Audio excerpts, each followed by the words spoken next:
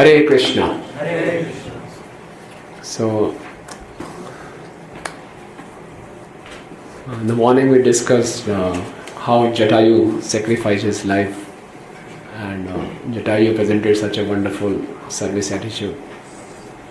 And we also discussed in our spiritual life we can also face the situations, emergency situations, and then we should not think of our limitations and we should be ready to extend ourselves. Srila Prabhupada was also tested in different conditions. We also discussed that. Srila Prabhupada was tested in extreme success or failure. Prabhupada was struggling in India, and his factory was not doing any good business. He had no money, and he was preaching also. He was thinking, always meditating how to fulfill his spiritual master's mission.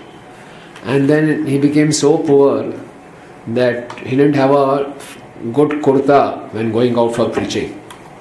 And his god brothers fetched him a nice kurta. He said, Abhay Babu, you're going for preaching, at least you should have good clothes. So they bought him a fresh kurta and then he went out for preaching. Prabhupada had seen these days also. And when he got success, then his disciple used to bring Rolls Royce car for him. So in both the circumstances, Prabhupada was not affected. He continued his service. So we may also get success, we may also get failure. But success and failure doesn't matter. All what matters is sincerity of our efforts, purity of our purpose. That matters. So sometimes, because we are so much conditioned in material life, we have our own concept of success or failure. Success means whatever I desire I should get, then I will be successful. But success is not that. Even if materially someone is successful, the ultimate success is Krishna should be pleased. That is the success. Okay. Somehow or other, with my efforts I can please Guru Parampara, that is success. Okay. So, after performing last rites of Jatayu, Ram and Lakshman are wandering here and there, and Ram is in a lot of distress. He is remembering Sita. And when they march ahead, they encounter one more demon, and that demon is headless. And on his chest he has eyes and he has big arms. And that demon's name was Kabandh. So it's a wrong story. So Ram and Lakshman, he challenged, he said, I was hungry for so many days, now you are here and I'll just eat you up. And Ram and Lakshman also challenged him, and they cut off his arms. And when they cut off his arms, he was about to die. So he said, okay, now you have just delivered me. In my previous life, I was a demigod, I offended Indra, I got this curse.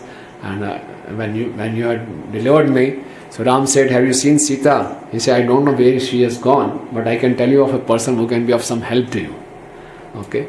So when, like he was being delivered, Ram was, he was set on a fire and he was about to leave his body.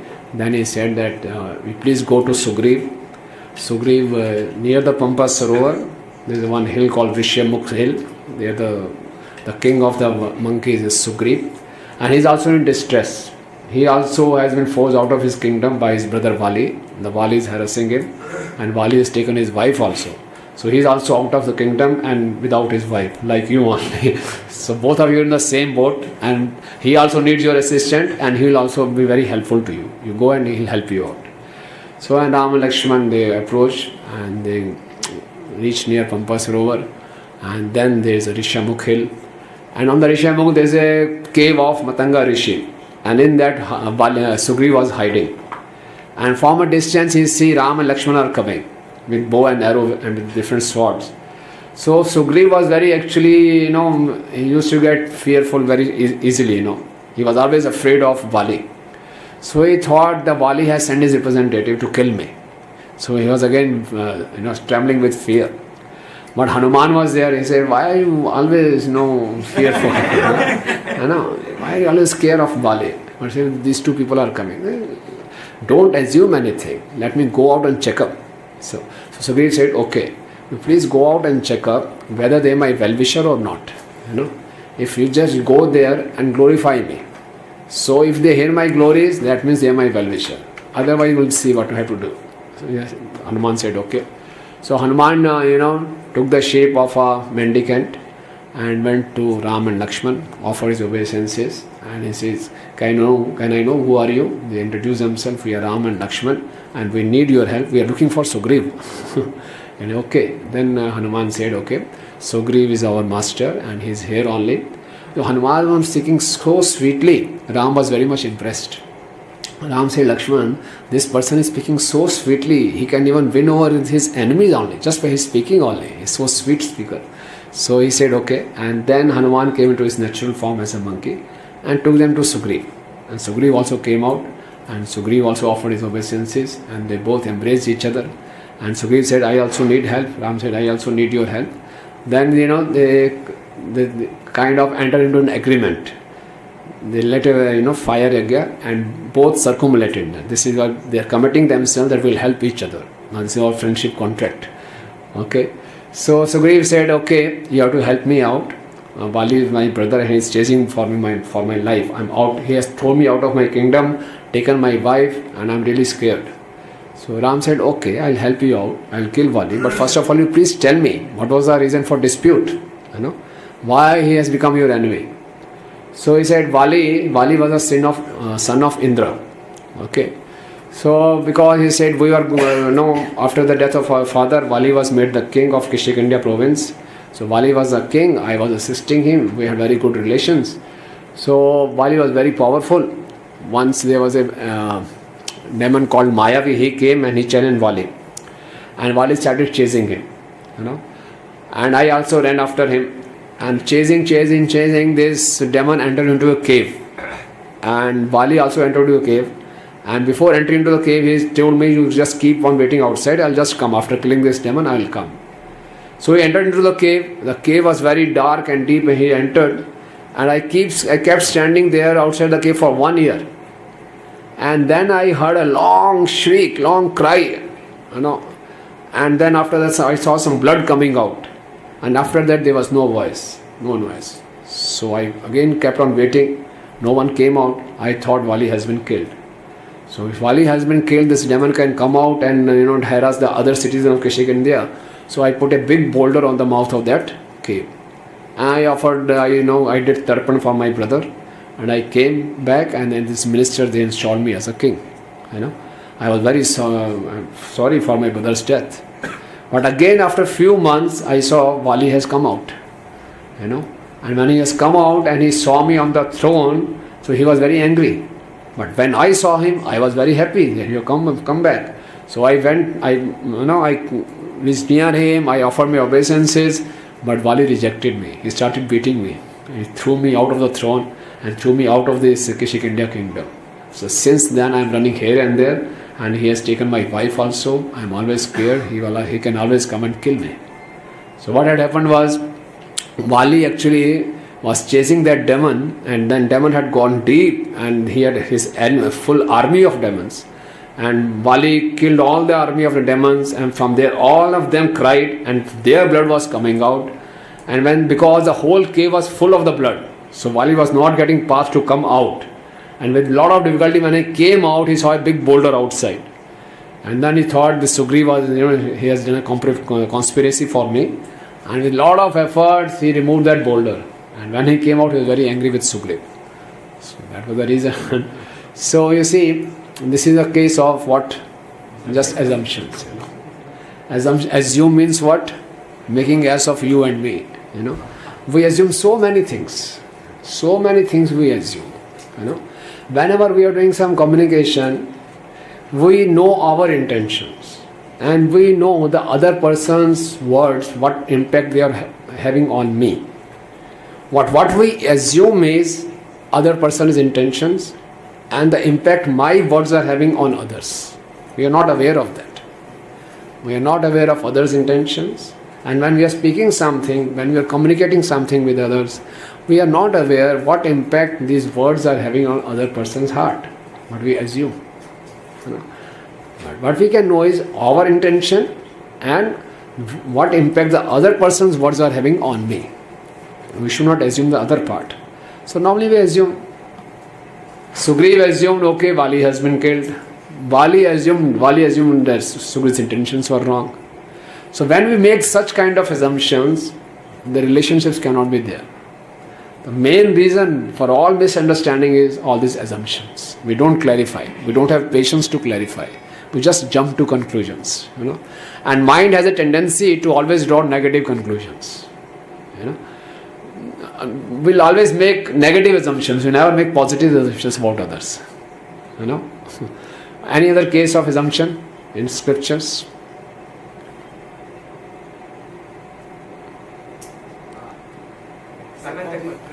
Huh? In the case of Shamantak Jal. Shamantak Jal, okay. Even Balramji was assuming that Krishna is hiding from me.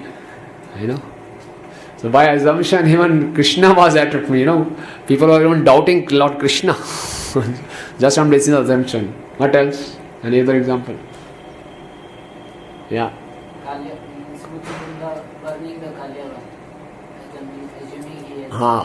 Yes, Muchukunda, burning with his eyes, Kalyavan. Assume that he is Krishna. And? Kekai also, she assumed that after Lord Ram will be on the throne, then he will treat me like he will treat me like a maid servant. Or the Bharat will be very happy to take the kingdom. Yeah. The Brahmana word is Parikshit Maharaj. No, not Brahmana, Shringi, but Parikshit Maharaj assumed that Shamik Rishi is not offering me respect. He was in Samadhi, and Parikshit assumed that he is not offering me respect. The biggest assumption, Sita assumed Ram is in trouble. In the morning we discussed. Sita may just assume Ram is calling for me. No, she should be sure that Ram is not calling for me. Okay. So we make assumptions and we are always end up in problem. So this is a sure short recipe for breaking the relations. If you want to break the relations, start assuming. And if you want the relationship should continue, clarify. The doubts may come, we should clarify. The best way is to clarify and have patience. Okay. So Ram said, okay, I'll kill Sugriv now. So see, Sugriv was, Bali. So now Sugriv was, not so brave, and Vali was very brave. Now after Ram has given him confidence, so Sugriv was feeling some confidence. Okay, now I can go. But again, he was so scared of Vali. He thought, he again assumed maybe Ram has not so much of strength. You see, when we are in too much of anxiety also, then we cannot appreciate Lord's supernatural power. Too much in anxiety about his own security. He was even doubting Ram's potency. So he said, how can I, you don't know Sugriv's, Vali's power, He's very, very powerful. Once you are seeing these 7 trees, with 7 arrows, he tore apart all these trees. So if you can tear apart one tree only with 1 arrow, then I'll assume that you are also having some power. Ram smiled, this is nothing for me. Ram just took 1 arrow, and that one arrow not only tore apart 1 tree, all the 7 trees, and then that arrow went inside the earth, down into the Patal Lok, and again came back to Ram. He had to show, Very rarely, Lord Ram, exhibited his opulence. And then he said, okay, now we agree. Now you can kill Rubali. Okay. Now Ram said, okay, go to Kishkindha and challenge Vali. Sugriv was a hero, because Ram is on my back. So Sugriv went to the palace of the Bali, and at the door of the palace he started shouting, hey Bali, come out! Now he was shouting like a brave person. Bali was surprised, Sugriv?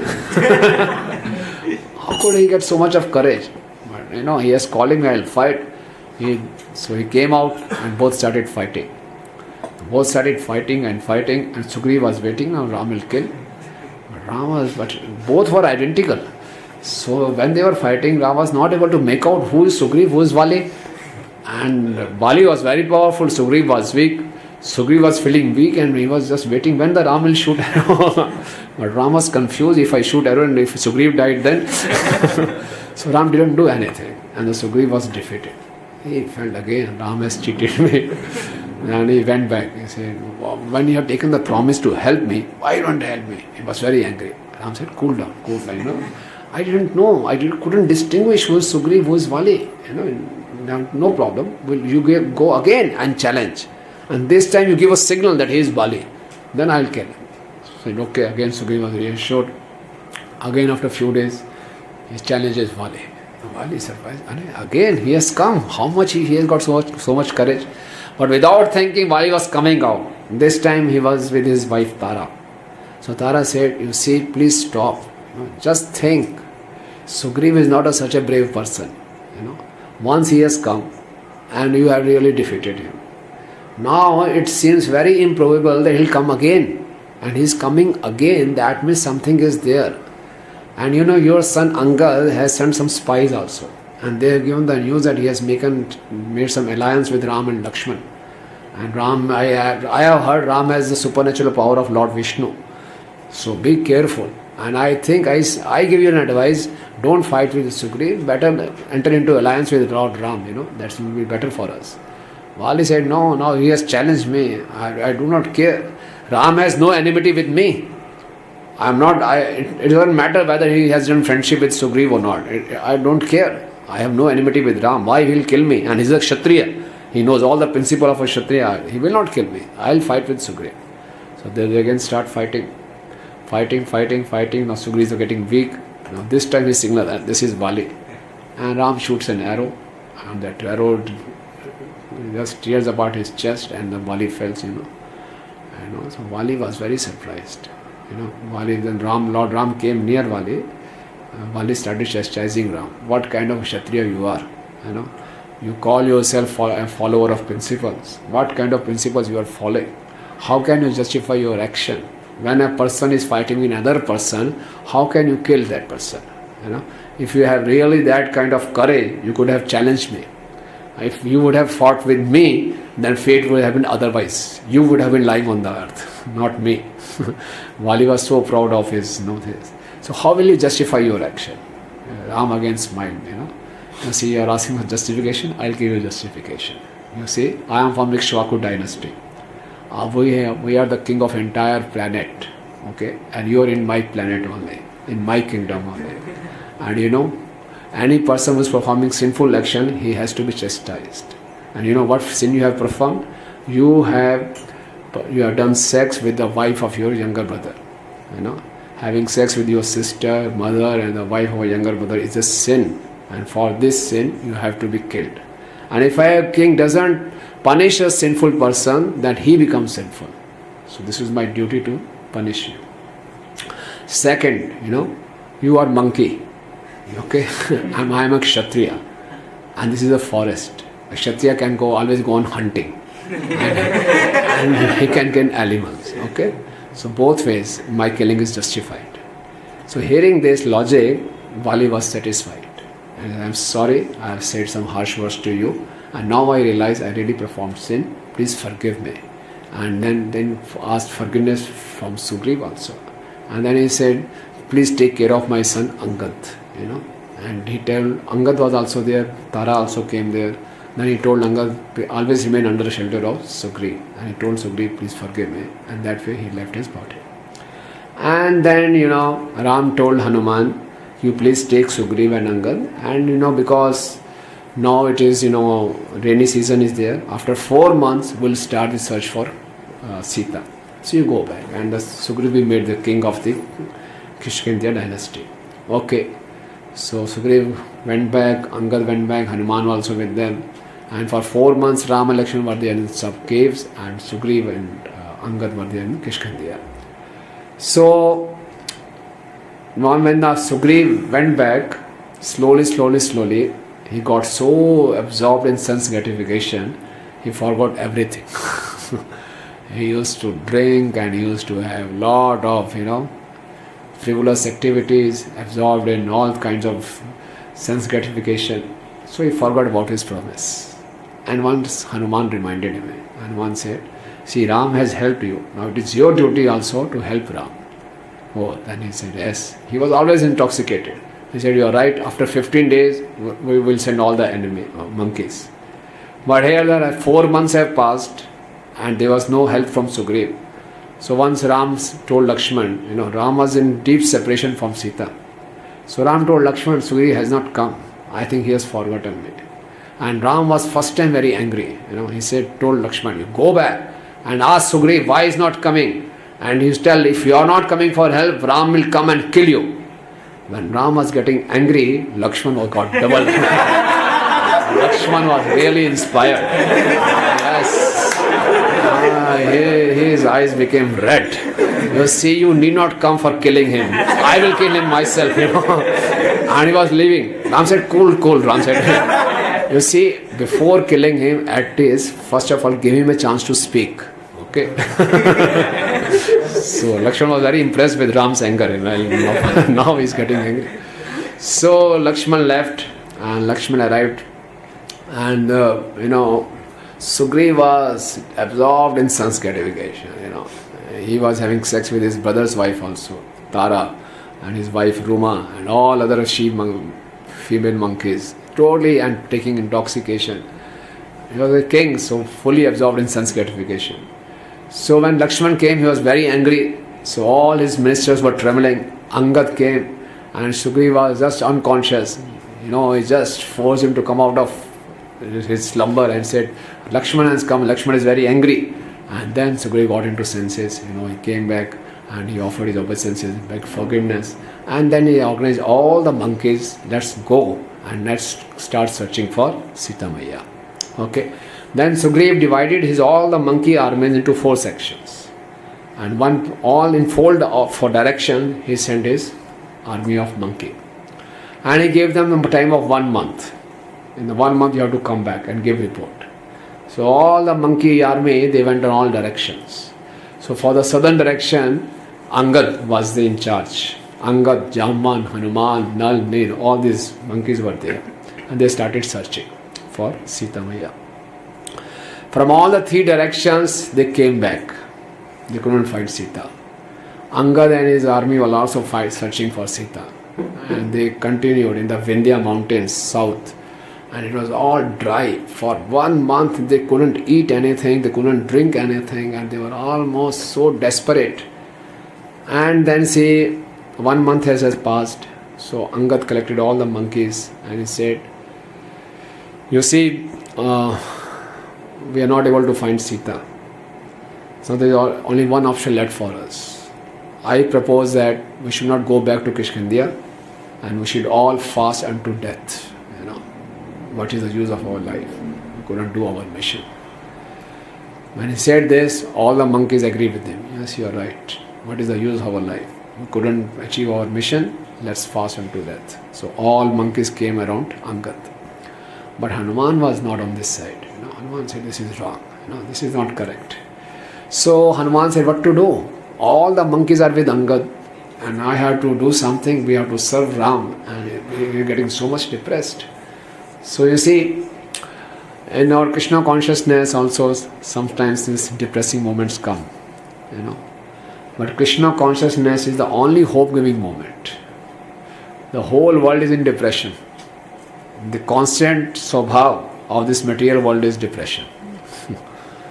This world is miserable place. And the Krishna consciousness is the only ray of hope. And if the devotees themselves get depressed, who will give the hope? Once in our temple in Ukraine, in Russia, the temperature was minus 23 degrees Celsius. And the president was saying to all the temple devotees, let's go out on Sankirtan. So devotees said, I know why he is telling us to go on Sankirtan, minus 23 degrees Celsius. But still the president was very forceful, we should go out. I said, okay, we'll go.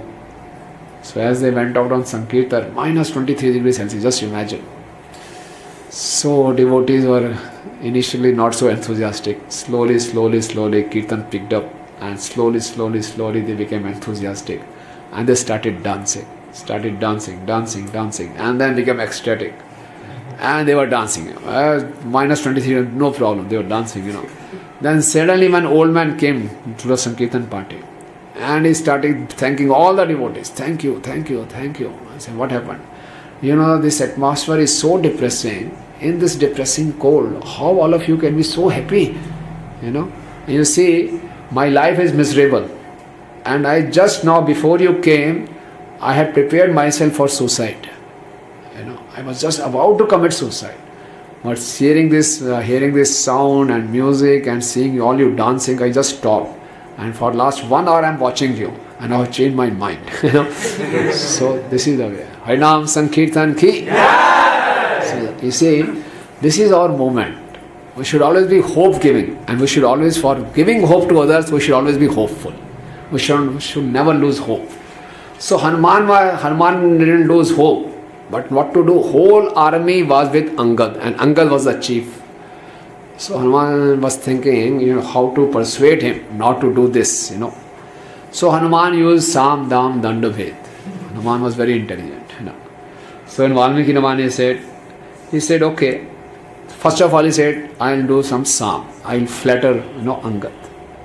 Hanuman said, my dear prince, I consider that you are endowed with 8 attributes of intelligence. Intelligence has 8 features, and you have all of them. Now what are these? This is a very nice verse. What are these 8 attributes of intelligence? He says, first is an inclination to hear what others have to say. Inclination. This is also an attribute of intelligence. In all of you are hearing, you have an inclination to hear. Okay, number 1. The capacity to hear what others have to say. Capacity should also be there. Capacity means the patience, the tolerance, to be attentive. So you have the capacity also to hear. And third, ability to comprehend the basic meaning of what others have to say. After having inclination and capacity to hear, you should have the basic ability to comprehend also, understand also what others have said. That is also intelligence. And then after hearing, it is retaining it to your memory, good memory. That is also required. That also you have. Fourth. Fifth, capacity to reason in favor of a proposition. After you have heard and memorized, this is a proposition which others have given, then you should have a capacity to say something, to reason in the favor of the proposition. That also intelligence you have. Sixth is capacity to reason against a proposition. After hearing, memorizing, comprehending, then you can say something against a proposition also. You also have that capacity. And deep insight into the meaning of what others say.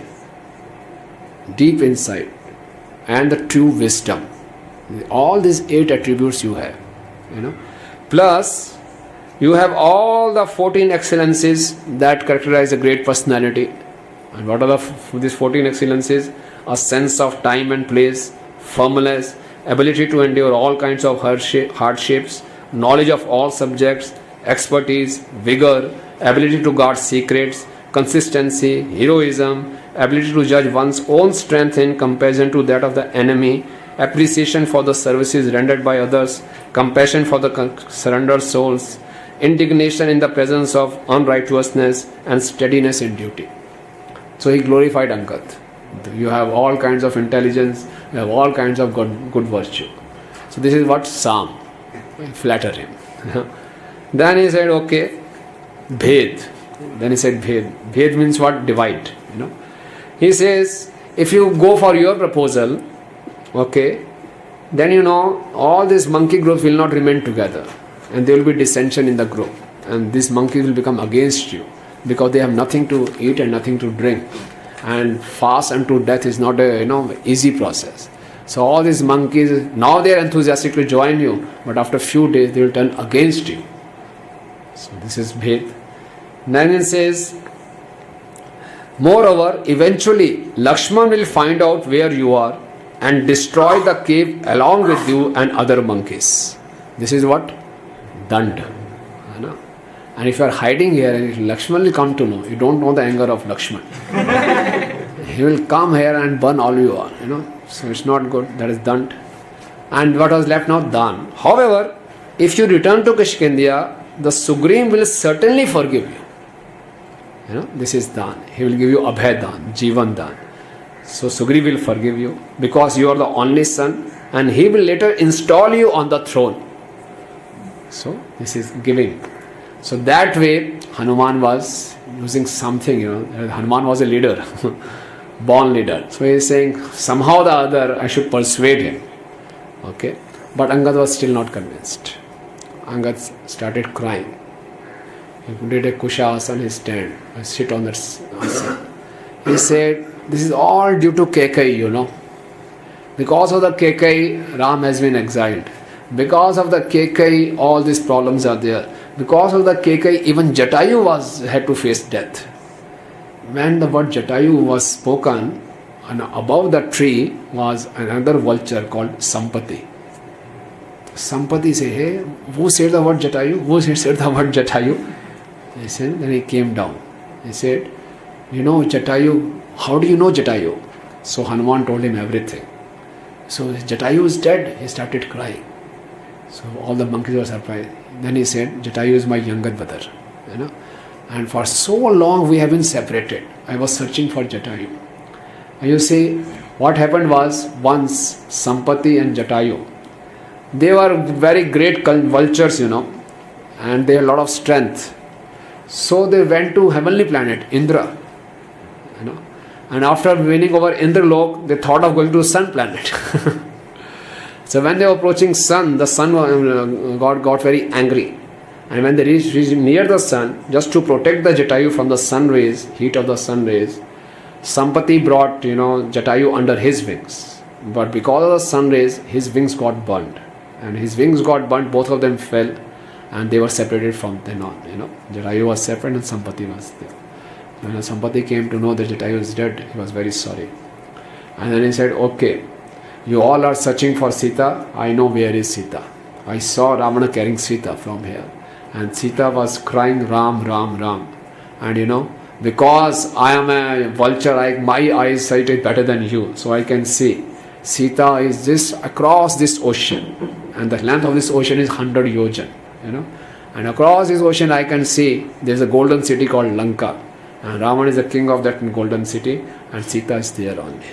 But they said everyone became enthusiastic. And said, okay, now we can start searching for Sita. You see, this is the value of patience. The Angad lost patience. Angad thought, now this is the end of life. But Hanuman was patient. A leader has to be enthusiastic as well as patient also. It's not that when the things are not going our way, we lose patience. Okay? So we should never lose patience. It is said, you see, the patience with family is sign of love. When we are in a family, we are patient with each other. Sometimes we have to tolerate our brothers, our father, our mother, sister, When you have patience with the family is sign of love. Patience with others is respect. And patience with oneself is confidence. And patience with God is faith. From the faith, utsaha nishchay dhairyat. Nishchayat. From the faith only dhairya comes. If you are not having faith, avashya rakshibe Krishna, the Krishna will definitely protect me. We won't have patience. From faith only enthusiasm comes, and from faith only patience comes. So it's very essential to have faith. You see, we should be very faithful that Guru and Krishna will protect me. Why should we be scared? When we are on a mission of Lord Ram. Angad was mission of Lord Ram. But he lost patience. But Hanuman kept his patience. And this paid off. Somewhere you will see when you start preaching sometimes, we have no assistance. Sometimes when you go to a new area, sometimes we get no help. And we just start making efforts. Here and there we start making efforts. And slowly help comes. We find some contact, we here and there, and the preaching starts, preaching flourishes. It is the experience of everyone who starts preaching on a new project. Because we have to keep patience. If we don't keep patience, then we can't be successful. Patience is ultimately required. And Krishna tests us also. But sometimes, even sincere devotee gets discouraged. I have been chanting for so long, still so many anarthas in my heart. When the anartha will go away? When I develop the taste for the holy name, as if the taste for the holy name is the taste of some biscuits packet, just open and have it. Lord sees our sincerity, how much we are sincere in chanting, with how much humility we are chanting. So patience is always required. Srila Prabhupada was so patient, Srila Prabhupada suffered 2 heart attacks. When Prabhupada was in India, Prabhupada wrote the purports of Bhagavad Gita. Manuscript. It's not a soft copy. He wrote. And when he got a printer in Chennai and he came back to his home and searched for that manuscript, it was not there. His servant has sold it. Just imagine writing. 700 pages he had written, handwritten. And he had to write it again. How much patience is required? And Prabhupada went to USA, his typewriter was stolen. Only thing he had, the typewriter, he was stolen. He was staying with a hippie, he got crazy. And in the middle of night, he threw out Prabhupada. Prabhupada was on the road. A totally unknown place. He knew no one. And he was on the road with a suitcase in his hand. Old man. Just imagine how much patience Prabhupada had. And this institute, ISKCON society, is the result of his patience only. Now once Prabhupada told his disciple to go to Sweden and start preaching. After a few days, Prabhupada saw that disciple was here only. Prabhupada said, how come you are here? Prabhupada, I went there, I didn't get any chance, so I came back. Prabhupada said, you are not Krishna Das, you are Maya Das. I could have also come back. Prabhupada didn't come back. Okay. So the patience is a test of our faith in Krishna. Okay. Sometimes you are not getting, we should just try. We should just put out our efforts. If we do it our little bit, Krishna will do his bigger bit. Krishna will reciprocate. We are tiny, insignificant soul. We have to just our tiny bit, and Krishna will do his large bit. You have to be patient, and we can pray. And we should be waiting for Krishna's reciprocation. When we pray, we need immediate reciprocation. Pratna ki abhi tak kuch hua nahi. But we should be aware that that Krishna's watch and our watch, the time scale is different. Even on the heavenly planets, they are 1 year. Our 1 year is their 1 day. And Krishna, Golok Dham, what will you say? So if Krishna will say, you will get immediately, that immediately can be means millions of births also. In the realm of eternity, what is immediate? Nothing, So we should be patient. That example of Mukund. When Chaitanya Mahaprabhu was showing his Ashtapariya Leela, he was giving benediction to everyone except Mukund. And all devotees requested, please show your mercy on Mukund also. He said, no, I will not give darshan to Mukund. He'll have to wait for 1 million births. Hearing this, Mukund started dancing. Oh, but just have to wait for 1 million births. What's it? After 1 million births, he has confirmed, now he'll give darshan. So what? Just wait. So seeing his enthusiasm and seeing his patience and faith, Mahaprabhu was impressed and called him immediately. Okay? So we should be patient. And we should know the time scale. We just want immediately it should be answered. And whenever we make prayers to Krishna, there can be 3 responses. First is, he immediately gives us what we want. That's okay. Immediately reciprocation, very wonderful. Second is, he may say no and give us something better. And the third is, he will say wait and may he give us best. So by waiting, we get best.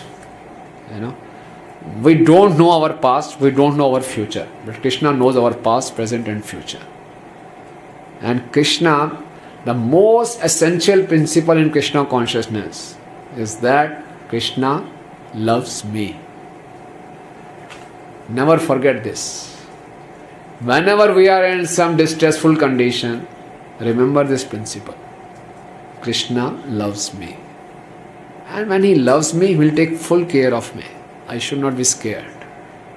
And he knows everything about me. He is all-knowing, all-merciful, all-powerful and all-loving. Krishna is not a moody person. These days he is not liking me. I don't know what is his mood, he is angry or something. No, Krishna is always loving, always very kind. So we should always remember this, that Krishna loves me. Okay? So we should be patient and we should make prayers. And with prayers, we should be waiting. The results may come after some time, or it may come many after lifetimes also. But we should not be having doubt that Krishna is not hearing my prayers or Krishna is not reciprocating. And Krishna is my well-wisher, not one well-wisher. Krishna loves me deeply. Okay. So in this way, after knowing at least that Sita Maya is there, all the monkeys got enthused. Now they started discussing how to go across the ocean. It is 100 yojan. 100 yojan means 800 miles. Now all these monkeys, they are in the business of jumping from one branch to other branch, from one tree to other tree, from one rock to other rock. So now Angad was a leader. He said, okay, now which monkey can jump how much? So all the monkeys are measuring their strength. Someone says 10 miles, someone says 20, someone says 15. But this 10, 15 won't do anything. Jaman said, you see, I could have jumped, but now I have become old. I cannot jump. And then Angad said, I can jump 100 yojan, but I won't have the strength to come back. So what will I use? If I go there, if I am not able to come back, who will give the message? So everyone was again, distressed. Who will go? So Jaman is the most intelligent person. He saw Hanuman did not speak anything. See, he approached Hanuman. Hey, Hanuman, for you 100 yojan is nothing. Hanuman said, no, how can I jump? And she said, okay, I'll tell you, how can you jump, Then Jaman started reciting his past. Don't you know? You are what? You are Kesari Nandan, Shankar, Shiva Siya, Kesari Nandan, Pavana Sutta. You are the seed of Shankar and the son of, the seed was carried by Vayudev, and you are Kesari Nandan. When you were born, immediately after your birth, you flied up to sun. He wanted to eat some fruit, and when he saw sun, he thought it's an apple. And he just went there and eaten up the sun. And the sun was eaten up, the whole universe was in dark. Just because Agni Dev was there, a dim light was there. Just like we have a load shedding and we lit a candle light. Only this much light was there. And when Hanumanji as a child ate up that sun, Rahu was getting angry. Rahu was thinking that only I could eat sun, and that too not fully. Who is this person who has eaten whole of the sun? So Rahu came and Rahu started protesting. Hanuman ate him also. Now all the demigods were in distress. So they all approached Brahmaji. What to do? Brahmaji said, you see, no, before that, Indra, everyone approached Indra. So Indra said, who has come here? In all the darkness, everyone said, use your thunderbolt. Who can be this? This monkey is creating all kind of problems, So Indra threw his thunderbolt. That thunderbolt struck on Hanuman's chin. The chin in the Sanskrit is called Hanu. That's why his name became Hanuman. So that the thunderbolt struck Hanuman, but Hanuman caught hold of that thunderbolt. So Indra said, who is this monkey? No one could catch my thunderbolt. He's not an ordinary monkey. So then they all approached Brahmaji. And Brahmaji said, you all have committed a lot of big mistakes. This monkey is not an ordinary monkey. He is a very great devotee of Lord Ram. Because in Brahmaji's days, many kalpas go, and different kalpas, they have seen Hanuman as a devotee. They say, now you have to go and beg forgiveness and give him lot of benedictions. So all the demigods approached Hanumanji. Brahmaji said, you wanted a fruit? I'll give you a long, long life. Hanuman is not impressed, Then you say, Agni Dev said, I'll bless you, will never catch fire. Fire will not be able to catch you. Hanuman was not impressed. Then his father Vayudev said, oh my son, I give you benediction. You can fly at the speed of Vayu. Hanuman smiled a little, But he knows, but he wanted something more. So Brahmaji said, you wanted fruits? I'll fill the earth with all kinds of fruits so that you can enjoy. So Hanuman again smiled. And Brahaspati said, not only fruits, you will be aware, I'll give you the knowledge of all kinds of drugs and herbs. Okay. Then Dhanvantri was there. He said, I give the benediction to any person. If you give the herbs, you can save his life. You can brought him back to the life. And with all these benedictions, then Hanuman was okay. Cool. Then he left out sun god. So, with all this benediction, already Hanuman was very powerful. He became extremely powerful. And when he became extremely powerful, he was a monkey and he was a child. He became very, very naughty, very notorious. And he started harassing all the rishis and sages, Once what happened, one sage was about to come out to attend the call of nature. And when he opened the door, in front of his door, he saw a big lion and elephant tied together. So it's all the trick of Hanuman, and Hanuman was laughing. The sage got very angry. He said, Hanuman, you have got lot of benedictions and you are misusing these benedictions. Now I curse you that you forget all your benedictions. Okay. When Hanuman was cursed like this, he started praying, please don't do this. But you see, you will keep these benedictions, but you will forget. And the time will come when a great personality will remind you so that you can use these benedictions in the service of the Lord. Okay? So that was his benediction. So we should also take the lesson from this. Whatever we may have the abilities and the skills, okay, due to arrogance, we have a tendency to misuse it. Due to our immaturity, we misuse it. But the real use of all the abilities in the service of the Lord. So Hanuman, that sage gave him this benediction that you can only use it in the service of the Lord. So Jaman was a great personality. He reminded him, you can do it. Okay. So after hearing this, Hanuman said, okay, now you can try. Okay. So you see, it is a duty of a spiritual leader to instill confidence and faith, to give him encouragement. So Jaman encouraged Hanumanji. You see, like in the morning we were discussing in the case of Jatayu, we depend on our IQ level.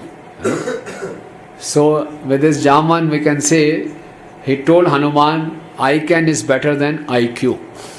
Yes, I can do it. With the mercy and with the benedictions, I can do it. Not on the basis of my IQ, but on the basis of blessings, on the basis of benedictions. So we should never feel that I can't. We remain in this mode, I can't. No, I can. We decide that I can't because we depend on our IQ. But we should be aware that I can is better than IQ. You see, when we have a culture of encouragement, culture of appreciation, culture of positive confidence, a devotee can do more than they can. Hanuman was encouraged by Jamban, and so he could perform such nice service for Ram. Srila Prabhupada said, with the power of the blessings, the devotee can do more than the Lord. With the blessings of the Lord, a devotee can do more than the Lord. And he gave the example, Prabhupada gave the example of Hanumanji. Hanuman, with the blessings of the Lord and all the demigods, he just flied over the ocean. But how could Ram go? He had to build a bridge. Ram had to build a bridge to cross it over, and Hanuman just flew it over. But he flew it with the blessings of the Lord only. Okay. So when we are leading a group, as a leader, we should always be very encouraging and appreciating. If we create an atmosphere of encouragement and appreciation, devotee will achieve more than what they can. You see, Srila Prabhupada didn't select perfect devotees for his mission. Prabhupada selected enthusiastic devotees. And Prabhupada really enthused them. Yes, you can. He sent 3 Grahastha couples to London and they did miracles. They were new devotees, just 2-year-old, 1-year-old devotee, husband, wife with little child, Just imagine. And big sannyasis had failed. They were perfect, these were not perfect. But Prabhupada instilled a lot of confidence in them. Yes, you can. Similarly, when Prabhupada went to America, he met Rameshwar Swami and Radha Vallabh. And Prabhupada said, I want all the 17 volumes of Chaitanya Charitamrita in just 2 months. Before Prabhupada was coming, they had set up a new machine, new press, printing press. Earlier, 1 volume of book was printed in 3 months. And they had renovated the printing machine, and now 1 volume was to be printed in 1 month. And they said, when the Prabhupada will come, we'll give him good news. You see, there were 17 volumes, 1 volume 3 months. That means how much? 51 months. That is more than 4 years. And Prabhupada, we had reduced it to 17 months. That is 1.5 years. So Prabhupada will be very pleased. They were about to break this news. Prabhupada himself said, I want all the 17 volumes in 2 months. 17 volumes in 2 months. We already renovated. We had brought from 4 years to 1.5 years. And now you're saying from 1.5 years to 2 months. They were on a morning walk. Rameshwar Swami was there. Impossible, Prabhupada, impossible. Prabhupada stopped, put his cane in the sand. I said, impossible in the word of dictionary of fools. He said, well, he couldn't answer. And all the disciples were looking at Rameshwar Swami. I accept it now. Prabhupada is saying accept. How can I accept 2 months? He totally couldn't make out. How can in 2 months? But Prabhupada was adamant, 2 months, I want 2 months. And all our devotees were looking at Rameshwar Swami. Yes, say yes, please Prabhupada. After thinking a lot, okay Prabhupada, I will try. And then he went back, collected all the team. We have to print off in 2 months. They went back to Prabhupada, said we want this facility. Prabhupada said, I will stay here. I will approve all the paintings. Just go ahead. Day and night, you can read in the Prabhupada Linamrita. Day and night, they slogged.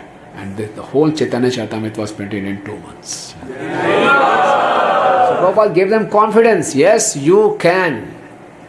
With their IQ, they could brought from 4 years to 1.5 years. That was their intelligence level. But with the mercy, they could bring it to 2 months only. This is the power of mercy.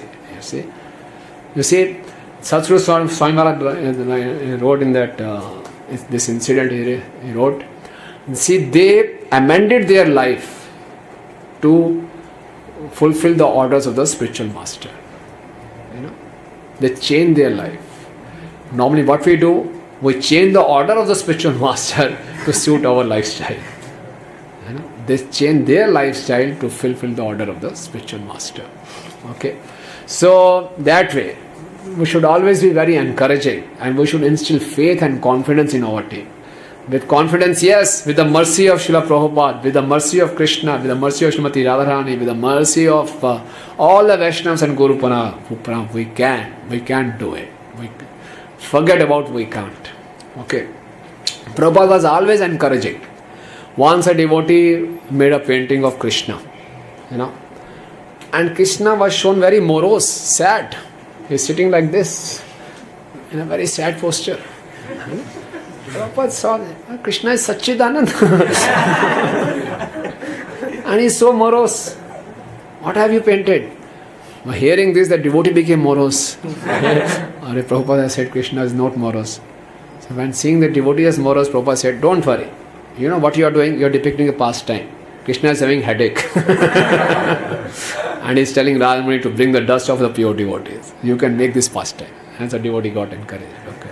So Prabhupada used to find ways to encourage the devotees.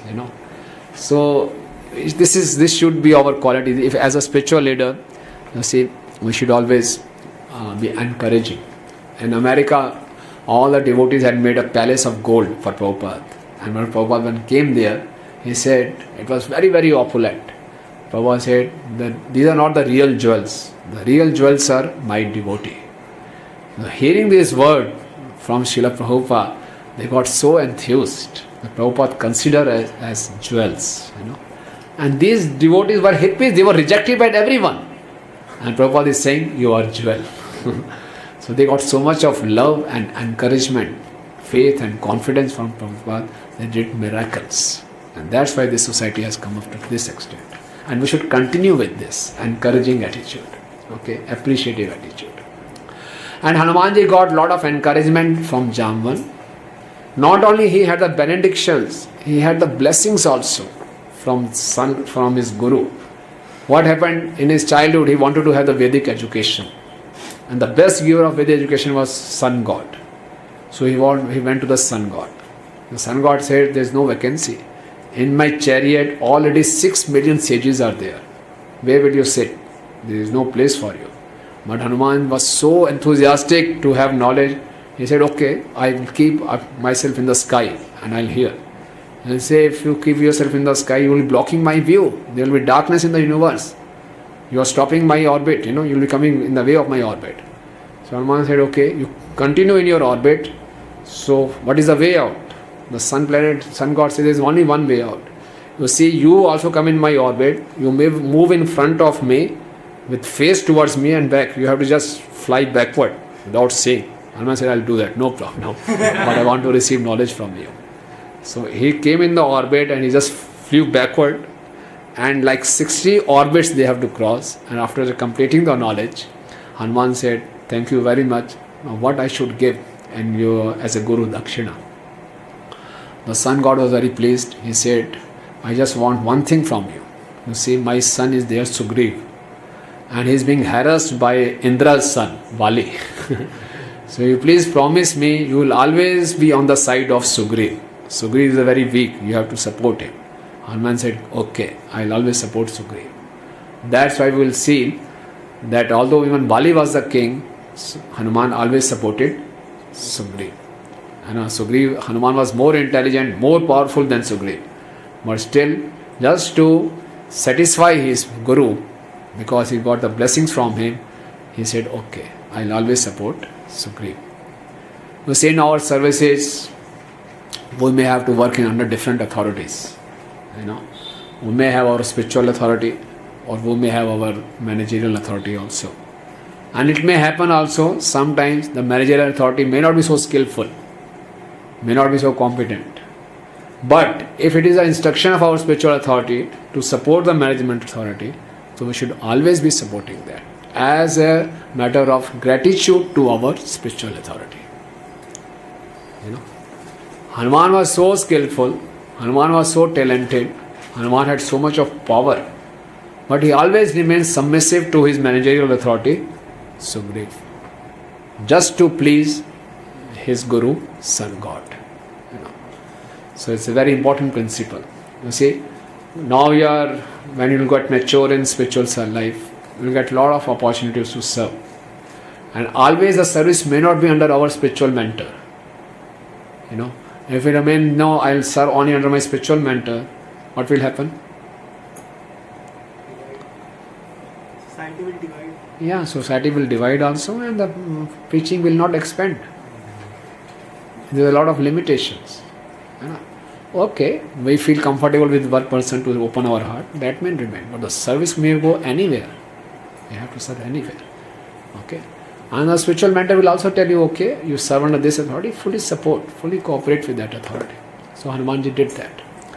So Hanuman got blessings from sun god also, and Hanuman got blessing from Narad Muni also.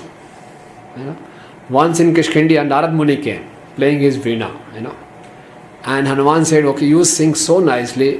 I have a very intense desire to sing with you and to sing like you." Narad Muni said, "Okay, you are also such a nice devotee. Please sing, and I'll play the veena." The rare combination, first time in history in Kishkindha, Narad Muni came and Hanumanji started singing, and Narad Muni started playing veena. What a wonderful combination! It was so devotional, so devotional, so devotional, that the Kishkindha, all those rocks started melting. Out of love for Lord Ram, they started melting. And when it started melting, Narad Muni got so ecstatic, from his hand the veena fell. And when veena fell, it just set in that rock, in the molten rock. And Narad Muni, veena, made efforts to take out that veena from the rock. But it got stuck. It was not coming out. He called Hanuman, "Hanuman, please help me." Hanuman didn't come. Hanuman started running. What a fellow. On his request, I said, "Okay, you sing, I'll play the veena." And he sang so ecstatically, the rock started melting. And by chance, this veena fell down. He's not coming to help me. How come he can do like this? I'll chase him. So he started chasing. Hanuman just was running in front and Narad Muni before. Hanuman stopped and he was running. They went all over Kishkindha and came back to the same spot. After coming to the same spot, Hanuman started again singing. Again very devotionally started singing. Again very devotional singing. Again the rock started melting. When the rock started melting, the grip loosened and Narad Muni took out the veena. But Narad Muni was surprised. Why did you, run around? And I also had to run around you. Why? Hanuman said there was a reason. First time you have come to Kishkindha. When will you get the opportunity to have the dust of your lotus feet? So just by running around, you had blessed the whole of Kishkindha with the dust of your lotus feet. So he got the blessings from Narad Muni also. So this is the power of blessings. Even the great devotees are always seeking blessings. You see, there's all our abilities, all our talents, all our skills, they're just like a bullet, ammunition, If I just take a bullet and hit it like this, will it hurt anyone? That bullet will become effective when? When it is shot from a pistol. So that pistol is the power of blessing. With the power of the blessing, bullet gets its lethal power. The bullet can hit the heart and tear apart all conditioning. With the power of blessings only, our words will act like a bullet and will destroy all kind of anarthas. But we don't have the blessings from a pistol, it is not being shot, and we're just throwing bullets like this with our abilities. It won't make any effect. It won't transform any hearts. Okay. So Hanumanji had all these benedictions also and blessings also. See, there is no strength in this creation as the blessings of the Lord. This is the most powerful thing. Okay, and we should always be seeking for the most powerful thing, how to get the blessings of the Lord and the devotees. So with this, the Sundarkand starts, Till this, the Kishkindha Kand was there.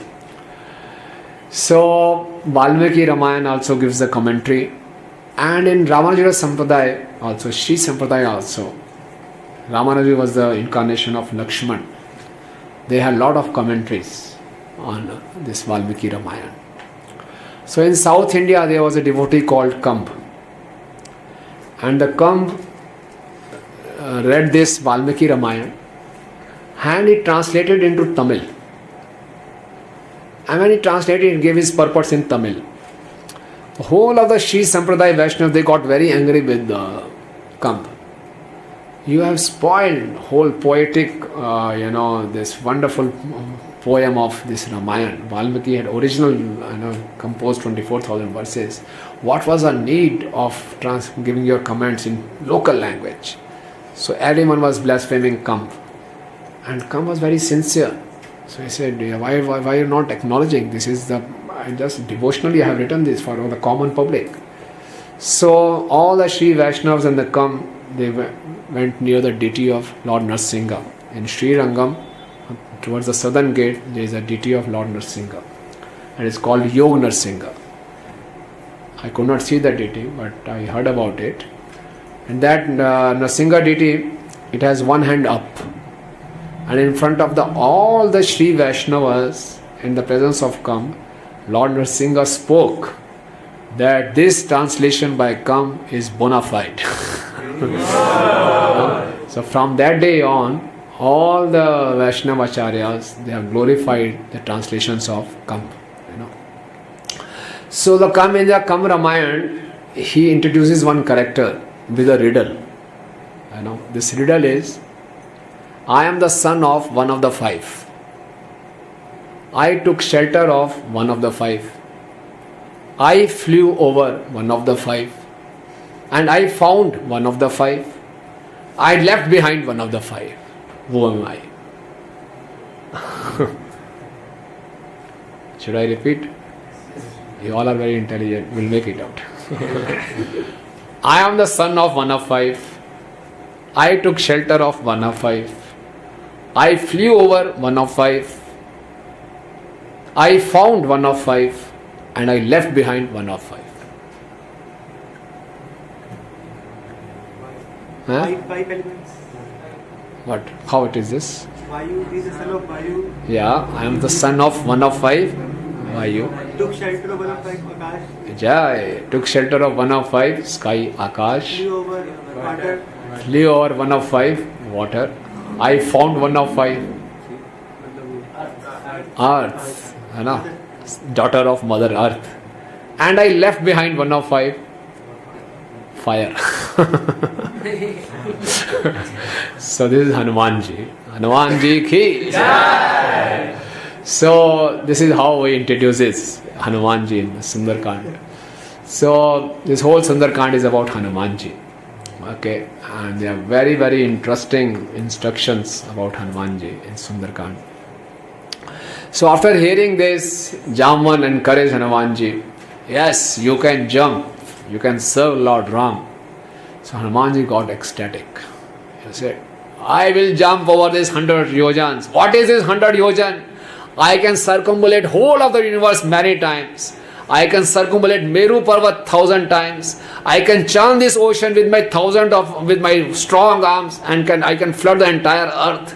And shouting like anything, he chose this, Mahendra Fountain as his launching pad.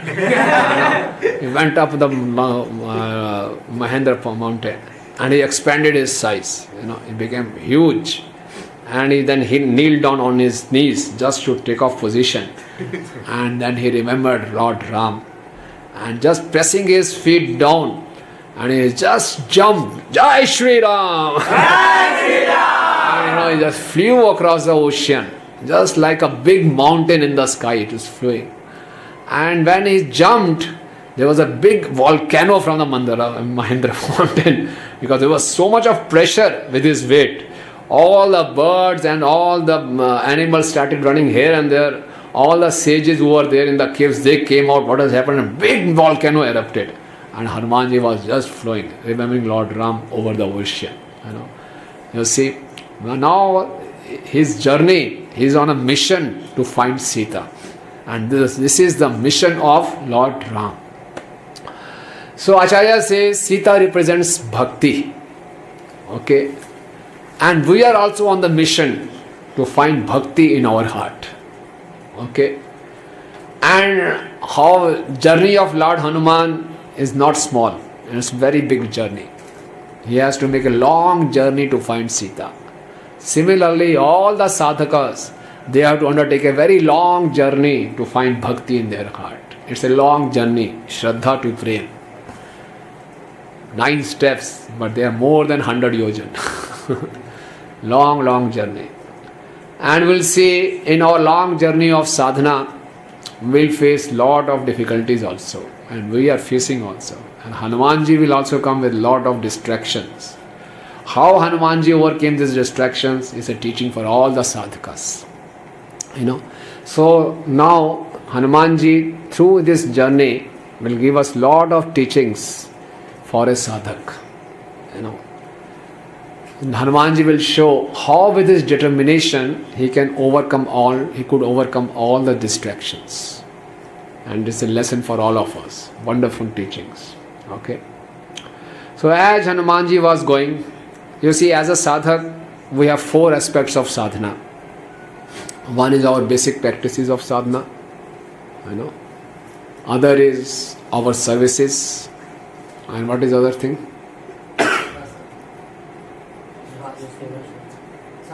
Samman, our relationship with devotees. And our outreach mission, our preaching efforts. These 4 aspects. So Hanumanji will give us lessons on all these 4 aspects. Okay.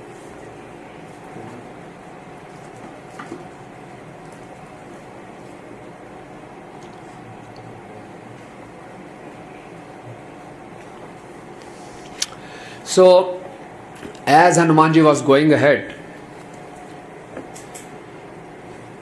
suddenly he found that right from the ocean, a golden mountain is coming up. And this golden mountain was called Manik. And this golden mountain was supported by Hanuman's father Vayu. His golden mantle came and he started offering respect to Hanumanji. And he said, I want to offer my services to you. You are on a long journey. I want to offer my services to you. Your father had saved me from the attack of Indra. Once, all these mountains previously used to have wings. They used to fly. Imagine mountains flying. And when they used to fly, and at any place they used to come down, killing all the living entities. So Indra said, just creating disturbance. So with this thunderbolt, he removed the wings of all the mountains and made them stationary in one place. So to save this manic mountain, Vayu Deta hid him under the sea. So he was hidden under the sea. And once the son of the Vayu was going for an expedition, he thought, let me offer my services. It was a golden mountain. He just came out. He said, please take some rest and then you go out. It's a long journey. So Hanumanji said he is very, very courteous in offering his services. Hanumanji just went near the mountain, touched it with his hand, put his hand on his head, and he said, I'm sorry, I am on my mission. I can't take rest. I have to go. I have to find Sita. No rest in between. Thank you very much. Okay. So what lessons we get from here? Sometimes we think that now it's too much services we have done, so let me take some rest. Let me do some other things. Sense gratification. Let me do some sense gratification. Yeah. More? Manak Parvat is giving temptation to take rest like this. So Yeah. we get temptations. Yeah. Manak Parvat is giving some temptations to take rest. Yes. What else? Yes, please. We may come to a point in Bhakti that we are advanced also, and we may feel some symptoms of our advancement also, like much more of goodness, and we may feel, those symptoms also of advancement, but still we have to go ahead. Okay. Even if you are making some advancement, we have come some far, we have covered some distance, still we should keep on going. Good. Yes. We should not take unnecessary rest. Unnecessary rest, we should not. Yeah, good point. Yes, what else? We should not accept anything for ourselves. We should not take anything for ourselves. Okay. Yeah, yes. We should not stop till the mission is. We should not stop till the mission is over. Yeah. We should also not neglect, means he respects his offering. Yeah, he respected his offering. That's good. Very good point. Yeah. We should be courteous also. If someone is offering something, we should show respect. Good point. So Hanumanji showed respect. But he said, no, I won't compromise on my mission. So this shows that sometimes we become complacent. Like Shri Vasudeva Prabhu said, when we are performing devotional service, we'll get some facilities also. We'll get some offers, some opportunities for sense gratification, some opportunities for taking rest. And if we accept these opportunities, we become complacent. And when we become complacent, then sometimes we may forget our mission also. Complacency, when we become complacent means we start taking things easy. We become easygoing. I am in this movement for last 20 years. I done enough preaching, enough chanting. Okay, morning program, okay, 4:30, I can come at 4:40 also, 4:35, no problem, those are the days when I used to be there by 4:28, 4:25. I used to be the first one, that's okay. I'm in senior, and we get some facilities. And it is natural, the facilities come, it's a society. And other devotees also pay you respect, offer you facilities. And then we accept. And slowly, complacency creeps in. And this is very, very dangerous. This is how the Maya enters, through complacency. Maya will give all kinds of justification. It is okay, you are not getting senior, your body needs all these facilities. It's nice. Use it in the service, And slowly, when we become complacent, what happens is, with complacency, our old sanskars, old habits start cropping up. When we are performing sadhana, it's a war against Maya. We are going against the current. We are going against our modes of nature. Isn't it? We like to do something, but we will come to know this is not good for my devotional life, we reject it. When we accept something which we don't like, but we try to accept it because it is favorable. Anukula se sankalpa, patikula se varjana. This is a sadhana for us. This is a tapasya for us. And we are doing this enthusiastically. But when we become complacent, we start accepting those things which are not favorable, and we become lenient in those things in accepting which are favorable. So with this, our old conditioning starts coming up. And as the old conditioning starts coming up, our faith in the process starts going down. And when the faith in the process starts going down, and the old conditioning coming up, and sometimes we may go out also. We may lose connection also. Many devotees we have seen.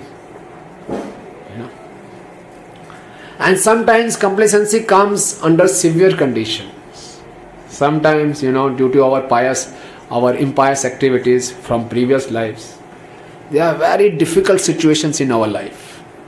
Health problems, home problems, financial problems, professional problems. Sometimes so many problems come. And then we say, enough is enough. I have no strength to get up early. I have no strength to perform my sadhana. And we give up. We become complacent. Nothing is happening. God is not helping me. We again become complacent. So this we should keep in mind. Whether in favorable or unfavorable condition, we should not become complacent. Because then we are loosening our grip, and we are giving a chance to Maya to enter our lives. Okay. So the Maya will enter, our faith will get reduced, and we may get deviated also. Once there was a disciple of Prabhupada, and he became complacent. When he became complacent, so he started all these yogic practices, natural healing and all those things. He started making his old rasayan. And once he was telling with Srila Prabhupada in a taxi, and he was telling Prabhupada, I made this rasayan, that's very good for your liver, this rasayan very good for your heart, this rasayan good for your stomach. Prabhupada was just listening and chanting. And suddenly, the driver in the front, he said, Swamiji, I think the brakes are not working. There's some problem in the brakes. Prabhupada looked at that person. Do you have any rasayan for this? He said, I don't have. Prabhupada said, I have. Start chanting.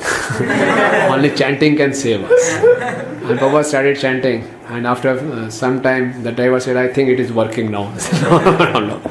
So it happens. Even very seasoned devotees, they get deviated due to complacency. Okay. So we should always keep it in mind. I have been chanting for so many years. Once a disciple asked Prabhupada, what is the meaning of chanting the 16 rounds? Prabhupada says, meaning of 16 rounds, that after chanting 16 rounds, you should ask, why 16? Why not 160? Why not 1600? Why not 16,000? Don't be complacent just by chanting 16 rounds. Don't think that you have achieved a lot by chanting 16 rounds. So, it is said that life is a mission without any intermission. Intermission, interval. You can relax. You can have a break. Hanuman said, I am on mission, no intermission. When he used to go to see movies, there used to be an intermission. Go out, have popcorn, have cold drink, have ice cream, and again come back on a mission. No, life is just a mission. We have very limited time. So no intermission in between. Okay, so we may get distracted by different offers, different facilities. In Madhuri Kandamani, Vishnu Chakri Thakur Pad also says that there are different kinds of anarthas a sadhak will face. And one of them is Taranga Rangani. Taranga Rangani is, different facilities. You get all kinds of glorification. Oh, you are great, Prabhu. Wow, you are superb. Please have this. People will offer all kinds of facilities, all kinds of glorification. And we think all this is progress in my spiritual life. It is all because I am advancing in devotional life. That's why these facilities are coming. And we start enjoying. And this creates a lot of anartha. Okay. And this will make us complacent. So, this pertains to our sadhana. We should never be complacent in our sadhana. however old we may become in Krishna consciousness, we should always be very, very alert and enthusiastic and determined. We should not take it lightly, Like always, I repeat this sentence many times. Few years back, devotees asked His Holiness Gopal Krishna Swami Maharaj, "We have spent around 40 years in this movement. What is the secret of your success?" Maharaj said, "Strong morning program and avoiding Vaishnava aparadh." He said, this is the secret of success. Strong morning program. Sadhana should always be strict, no complacency. We should always be watching ourselves. Am I strict in my chanting? Am I strict in my hearing the class? Am I strict in my reading? No complacency. The essence of all sadhana is alertness and submissiveness. In all of our sadhana, we should be very alert and very submissive. That will always keep us on the toes. Always be alert and submissive. And that way complacency won't creep in. We won't allow complacencies to enter. So the mind will say many things. Relax. Your mind will always give proposals to postpone Krishna consciousness. क्या जल्दी है ना? Postpone करो. बहुत हो गया. कब तक? Till when? Whole life will I get up at 4:30? Oh no, not at 4:30, 3:30. Every day we face this challenge. When the alarm rings, oh no, mind says, relax, today you are tired, Prabhu, tired. No problem, at least one day in a week, chalta hai, koi baat nahi. So when this attitude of chalta hai comes, it's very dangerous. This chalta hai attitude won't work. That chalta hai means when we forget our mission. We lose all that, that determination and enthusiasm. So Maya will say, chalta hai, okay, now he is coming. So Maya will just grab us. Okay? So, very, very strict. You see, in Mayapur, we have a very senior devotee called His Grace General Nivas Prabhu. You all know? So sometimes, now there are two classes, in Bangla and in English. Few years back there used to be only one class, and sometimes it used to be in Bangla also.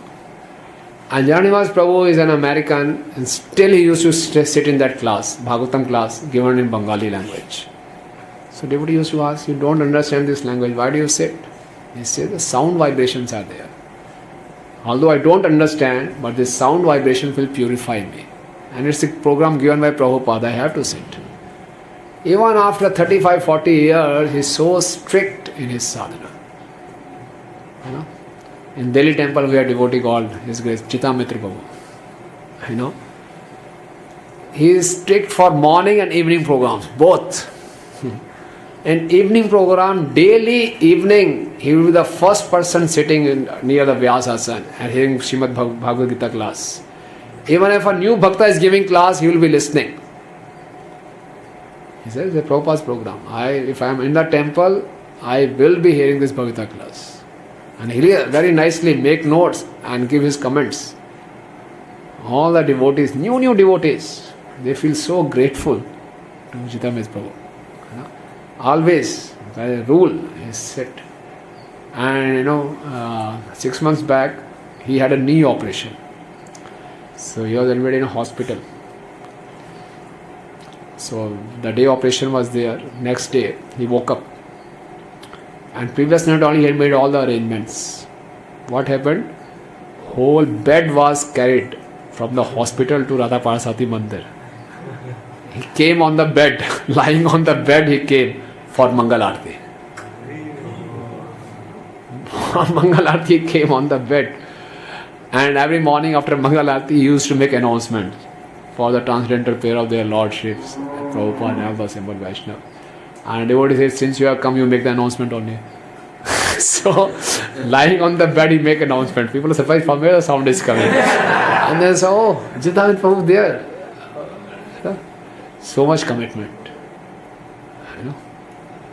Even, His Holiness Gopal Krishna Swami Maharaj, his secretary was telling, even if the Maharaj is going on any trip, wherever he is travelling by train or travelling by plane, he tells his secretary, okay, let's sing Mangal Arti. Chalo. Even the hospital, Krishna Prabhu is a doctor, is telling me, and Maharaj was having Angioplasty operation in the hospital. Krishna Prabhu, 4:30, sing Mangal Arti. Do Mangal Arti, Nursing Arti, and then Tulsi Arti. So his secretary was saying, once I was traveling with him in the car, he said, sing Tulsi Arti. So I started, Namo Nama Tulsi Krishna. Say, Vrinda Tulsi Devi. That way, See, his GBC, his guru is so senior. And if he doesn't do that, no one will tell Maharaj, you are not doing this. Can anyone tell him? No, not to take any chance. Should not take any chance. This is so serious. Because this will keep us reminding of our mission. And this will keep us. I am a sadhak. Otherwise, we'll say, oh, now I have become transcendental. These things are not for me. These are for the bachchas, new people. It will keep us very strict. So Hanumanji is giving us message that we should always be alert. Say no to mind. Mind will always give different options. Prabhu, you are tired. Prabhu, see that person also, he is also relaxing. He is snoring. Everyone is snoring. Why you are getting up? No, I should be fixed. Other person may have different reasons. I should not judge. They may have their own problems or reasons. But if I can get up, I should get up. Okay? But at the same time, like he said, we should also take rest also. It's not that I am on the mission, no intermission, I will just working. So we should give body the optimum rest also. Yukt ahar viharasya, yukt cheshtasya karmasya. So we should have optimum sleep also, not more than 6 hours. Okay, that will keep us healthy for the mission, healthy body, healthy mind. Okay, so for this we should be very strict in our sadhana. Prabhupada said, if you sleep more, you become lazy, and if you sleep less, you become crazy. So Krishna consciousness is not for lazy and crazies. That means balance. We have to keep balance. At the same time, not to lose the focus on the mission. So we will be very strict. So this is for the sadhana. So after touching Mayanik mountain, Hanumanji proceeds forward. And as he is going forward, all the demigods, they went to the, this mother of all the serpents, Sursa. And they requested her, please let's test Hanuman's prowess, Hanuman's power. The Sursa took a form of a demoness. She became a demon. And she assumed a very large figure and came in front of Hanumanji. And she said, I have got this benediction that whoever is crossing this path have to enter my mouth. You just can't go like this. I have this benediction that anyone or everyone who goes by this, I will eat that person or that living entity. How dare you can come here? And she assumed a big form of 10 yojan height. Hanumanji also expanded himself. He became 20 yojan. And then Sursa became 30 yojan. Hanumanji became 40 yojan. Then Sursa became 100 yojan. Hanumanji again expanded. She became 200 yojan. She became so huge. Hanumanji used his intelligence. He immediately became very small, entered her mouth and came out. So Hanumanji said, okay, see now your benediction is over. I have entered your mouth and came out. Sursa said, yes, you are very intelligent. All the best for your mission. So what does it show? What lesson we get from here? Yes, Prabhu. So, means not become pride when there is some ego clash. Take a humble position. Yeah, very good. You see, Hanumanji didn't got involved in ego clash. Ego clash was what? I am bigger than you. I am better than you. So when we are doing service in this Kali Yuga, the Kali Yuga is age of hypocrisy and quarrel. Okay. So in this age of hypocrisy and quarrel, we take a very humble position. It is said, Hare Nam, Hare Nam, Hare Nam, Eva Kevalam, Kalau Nastev, Nastev, Nastev, Gatiranyatha. Okay. One side it is said, Kali Yuga, only Harinam Sankirtan is the process. Sankirtan means coming together and glorifying the Lord. Okay. On the other hand, it is said, Kali Yuga is an age of hypocrisy and quarrel. When this is an age of hypocrisy and quarrel, that means it is very difficult to come together. And the only medicine for this Kali Yuga is coming together. But it's an age of hypocrisy and quarrel. How can we come together? So how to solve this paradox? Am I clear in stating the problem? The only medicine for Kali Yuga is Sankirtan, coming together. But the disease of Kali Yuga is what? That we cannot come together. It's the age of hypocrisy and quarrel. And medicine is coming together. So? Like the same pastime, like we have to become humble. What else? I am saying that just we have to take medicine. How to? When we start taking medicine, and we will experience this also. Whenever we try to come together, quarrels happen, competition, conflicts, because it's the age of hypocrisy. Very small thing, misunderstanding will happen. All the big relations break like anything, just like this. Some misunderstanding, hypocrisy. Hypocrisy is in everyone. Degree may vary. Or sometimes we may exhibit large amount of the hypocrisy, sometimes we may not. So what is this? How to solve this paradox? When we come for arts and graduation, then there's hypocrisy and quarrel. But when we come to the level of Krishna's arts and graduation, then that is Sankirtan. Yeah, that is Sankirtan, good. But it's not easy to cast away our conditioning, because we are used to having our own sense gratification. It's not so easy. So the only remedy is to take a humble position. Pranadapi sunichen tarorapi sahishtuna amanina mandin kirtaniya sada Hare. This is the only way. And if you are not trying to practice this, then there can't be any Sankirtan. Very difficult to have Sankirtan. And that we face also. So Hanumanji is teaching us this principle. He said, you see, I did not jump over from Mahindra mountain. I didn't get the benedictions of sun god, Brahmaji, Vayu, Agni, just for fighting with this Sursa. Let her be satisfied. Yes, you are bigger than me. Okay, this is a win-win combination. You want to show you are bigger than me? Okay, I agree that you are bigger than me. You want that I should enter your mouth? Okay, I will enter your mouth. I will come out. You see, it's a win-win position. You see? So whenever we serve, we should avoid this mentality, I am better than you. We should avoid the mentality of conflict and competitiveness. When we become competitive and when we are trying to prove I am better than you, there will certainly be conflicts. And when the conflicts happen, we'll lose the sight of our mission. We shouldn't waste our energy in conflicts. It takes a lot of energy. Until there's some gross philosophical deviation is there. At that time we should not take a humble position. That means that time humility means to safeguard our Guru Parampara, to safeguard our Sampradaya.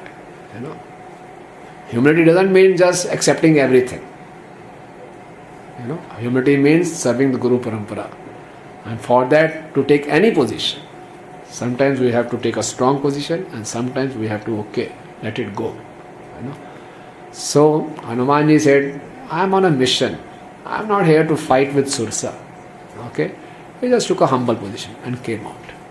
So, this humble cooperation is always required. You see, there was one Brahman who was very strict in his sadhana. Every time, right on dot, he used to get up for Mangalarti. Right on time, he used to do Gayatri. So one day what happened, he was very tired and he slept. And it was around 12 o'clock in the afternoon, Gayatri time. And he was very particular. Throughout so many years, he was performing this Gayatri on time. So he was sleeping. It was about to be 12 in the afternoon. So a person came and woke him up. I said, about to be 12. Immediately took bath and did the Gayatri. And he thanked the person. I said, who are you? He said, I am Kali. You are Kali. Normally the Kali is there to spoil my sadhana. And how you are helping in my sadhana? He says this is ulterior motive. What is ulterior motive? I woke you up so that you remain proud of your sadhana. You see, I never miss my Gayatri. If you would have missed your Gayatri, you would have taken a humble position. You would have repented and said, oh, I couldn't perform my sadhana well. And you have taken a humble position. Now you are proud. You see, I never missed my sadhana. So this is my ulterior motive. You should remain proud. So it's a very subtle thing. It's not that tomorrow you don't get up for Mangalarti. Prabhuji, I want to take humble position. And some of your friend wakes you up, you are Kali. Don't take this. You see, we are very intelligent, We'll justify everything. So it's a very subtle thing. We have to be introspective. I am having good sadhana, but am I getting pride also? It is said pride comes before fall down. But it is not right. When one is feeling pride, he is already fallen. Rest are just the details. It is not exhibited. It will come up. Show will start anytime. But when the pride has come, when you are feeling proud, the fall down has begun. So one should be very, very cautious and conscious, both. One should. This devotional service is, double-edged sword. Shirasya dhara. It's like a very walking on an edge of a razor blade, sharp razor blade. You see, this power of humility. With the power of humility, we can conquer everyone. So Hanumanji, with this power of humility, he won the favor of Sursa. This word humility, this comes from the root word humus. And humus means what? Soil. You must have read in biology or life sciences. Humus means soil. So in the soil of humility, the seed of devotion grows. Even Bhaktivinoda Thakur says, the humility is the carrier of devotional service. The devotional bhakti rides on humility. Bhakti grows in the soil of humility. So we should always keep a track of this. And whenever we are in a team serving, we should go for cooperation and a win-win situation. We all have read in our Panch Tatra stories the story of rabbit and tortoise. So in the first round, who wins? First round, rabbit wins. Okay, and second round, first round, tortoise wins. Rabbit got complacent in between. He took rest and tortoise wins. So rabbit calls the tortoise, have a second round. This time I won't rest. Okay. So they had a second round. Who won? Rabbit won. This time he was very careful. I will not take rest. Tortoise said, okay, third round. He said, okay, third round. But this time we'll race through water. It's not every time on the land. Why on the land? It's also water. He said, okay, I'll try. Obviously, rabbit couldn't swim. Rabbit lost. Tortoise won. They said, fourth round. Yes, fourth round. Then they got together. See, what is there, We're just competing with each other. See, let's use each other's strength. Say, okay, now what we'll do is, when we are running on the land, rabbit said, you can ride over my back. And when we are running on the water, I will sit on your back. So this is what? Cooperation. Win-win combination, So when we come together, we should synergize our strengths and weaknesses. One's weakness can be compensated by other strength. And the strengths can combine. And a wonderful thing will come out. This is real Sankirtan. Okay. So, one disciple came to Prabhupada and he said, Prabhupada, I can't go along with this devotee. I can't serve with this devotee. It's too much. Prabhupada said, what happened? You see, on everything we have different opinions. How can I work? How can I serve with this devotee? Prabhupada said, that's very good. You're defeating Mayavad. Mayavad says everything is one, you're not one. So, we are meant to have different opinion. And when in a team, we are making a team, we should select those persons in our team who have different opinion. That gives variety to our spiritual life. Otherwise, the spiritual life will become very stereotyped. There are so many ways of serving Krishna. There are so many ways of doing a thing. And when we normally what is our mentality? I want only those persons who just say yes, conflict nahi hona chahiye. Fatafat kaam ho. I say yes and everything is done. No. We should select those persons who have the courage to say no. And we said, Prabhu, this can be done like this also. And we should appreciate a difference of opinion. And try to accommodate that. And then we'll see we get a lot of variety. And our vision becomes also very wide. So, you see, only with humble cooperation, we can achieve our mission. And otherwise, we will lose the sight of our mission. You can cite any other example where our Vaishnava Acharyas have shown this humility and remained fixed on the mission. There are many examples, yeah.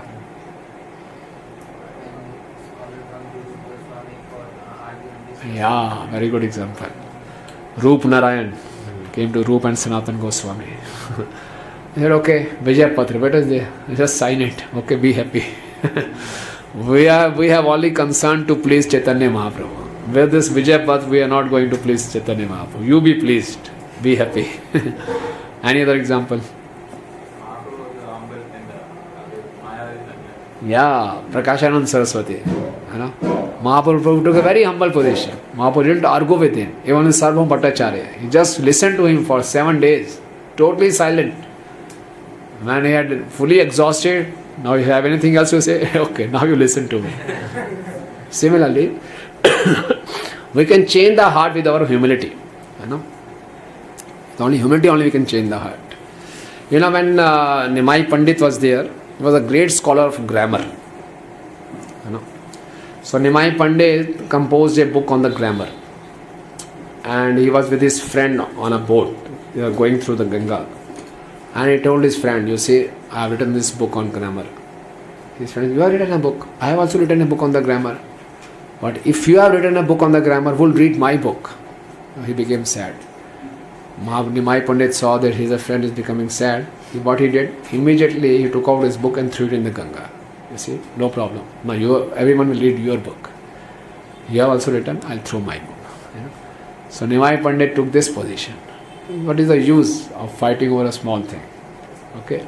So by humble cooperation only we can please the Lord, and by humility and cooperation we can achieve our mission. So the example of Sursa Hanumanji is teaching us not to engage in ego clashes, not to have a very competitive mentality. And we can, because if we get entangled in conflicts, we lose the sight of our mission.